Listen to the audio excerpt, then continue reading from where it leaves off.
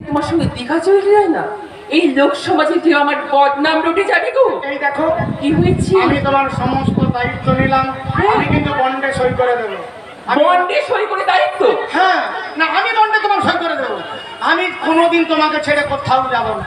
আমি কোনো মেয়ের দিকে তাকাবো না।